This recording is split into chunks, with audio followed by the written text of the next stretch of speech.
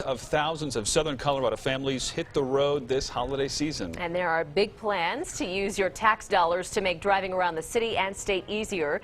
Throughout our newscast today, KRDO News Channel 13 is getting you prepared with our 2017 construction forecast. At noon, we showed you how the efforts to patch potholes continues in Colorado Springs. We have a reality check on the plan to connect I-25 and Powers. We'll also show you two major projects improving traffic flow in and out of Pueblo and Canyon City. But first, the funding formula the state uses to pay for all these projects. Our Scott Harrison is live tonight at I-25 and Cimarron. Scott.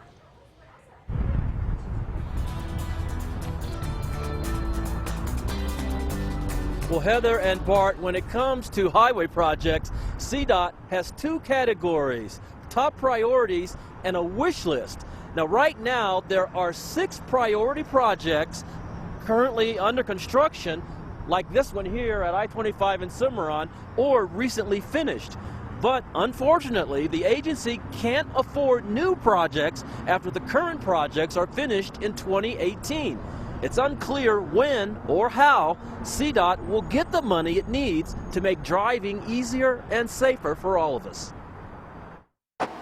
Some drivers say the $360 million in highway construction this year was too much, though few can argue it wasn't sorely needed. We need the definite road improvements, we need the definite the road expansions, but as far as, the length of the construction time, I think it's going on quite a while. And it took several months to put the layer down, but I can't complain about the traffic, having lived in big cities all over America. But I'm pretty proud of how many projects we have going right now.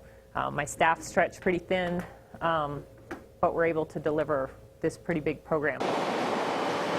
CDOT actually has more improvements in mind, such as widening Highway 24 in West Colorado Springs between 8th Street and Manitou Springs, widening I-25 between Circle Drive and South Academy in the Springs, and widening the interstate through Pueblo.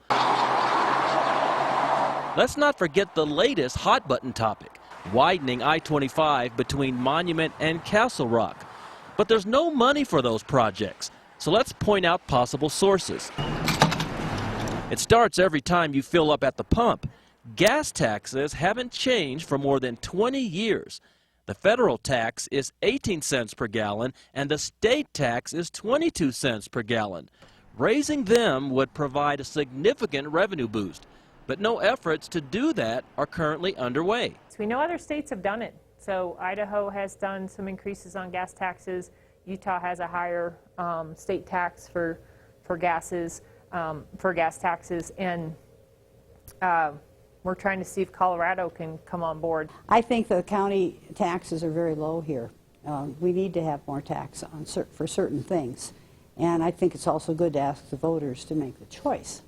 Earlier this month, we broke the story about the start of a CDOT test project to study whether taxing our mileage works better than the gas tax. Oregon recently became the first state to allow a mileage tax. Another option is something the Denver area has, but southern Colorado does not: toll roads. But are drivers willing to pay for them? And are toll roads worth the millions of dollars they'd cost? I think a toll road's a reasonable option, too. 10 years ago, a private developer proposed a super slab highway from Fort Collins through Pueblo. But local opposition and the threat of using eminent domain to acquire land were among the factors killing the idea. There was not going to be enough traffic to warrant building that kind of road. It was also, I think, proposed to be a toll road, so if you don't have enough trips on a toll road, you don't have enough money to build it. Even within CDOT, there are different opinions about the likelihood of toll roads locally. Those type of projects wouldn't be conducive to tolling because of the close spacing of the accesses and the close spacing of intersections. I think you could see some of that in the future of southern Colorado. And so you can't price it too high, no one uses the lane. You can't price it too low, or everyone uses the lane and it congests. So you got to hit that Goldilocks sweet spot. So we're back to square one. If Colorado has any consolation, it's that lack of highway funding is a nationwide issue and will continue to be until we find better options. Now, if not for funding from local municipalities, CDOT wouldn't have had the money to do many of its projects this year. Now, coming up at 5, we're going to show you how far the need for highway funding reaches in Colorado, all the way to the Kansas state line. We're live in Colorado Springs. Scott Harrison, KRDO News Channel 13. Very